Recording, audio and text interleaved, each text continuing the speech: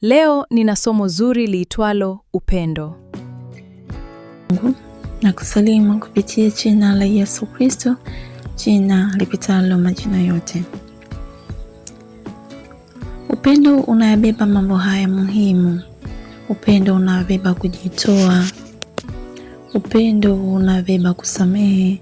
Upendo unabeba kuvumilia. Upendo unabeba kutafuta mema kwa wengine.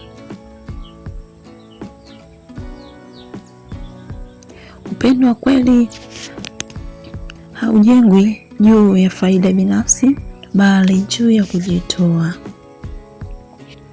Na hizi ni aina kuu mbili za upendo ambao leo hii tutajifunza. Upendo wa kibinadamu, human love, na upendo wa kimungu, God is love. Upendo wa kibinadamu ni upendo wa namna gani? Upendo huu tunaweza kutazama na kuona tofauti. Nimechagua kona chache au aina chache ya upendo wa kibinadamu, nazo ni hizi. Upendo wa kawaida. Huu ni upendo wa kawaida, upendo wa watu. Alafu kuna upendo wa kindugu. Hii ni katika moja ya upendo wa kibinadamu. Na kuna upendo wa kirafiki.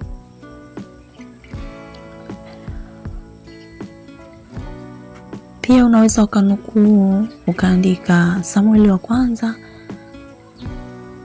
sura ya 18 ule mstari wa kwanza.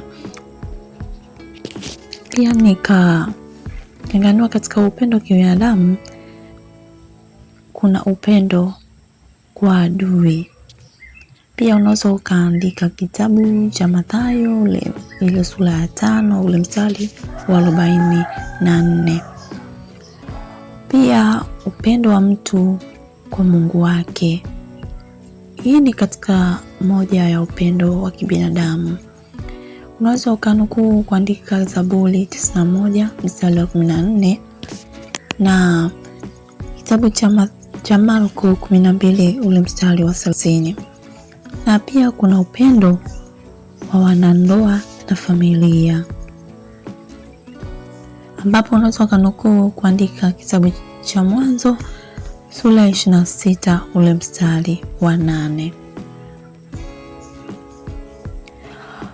Moja, kama unaandika unaweza kuungana nami ukaandika ukaweka kwenye mabano ukaandika upendo wa kawaida.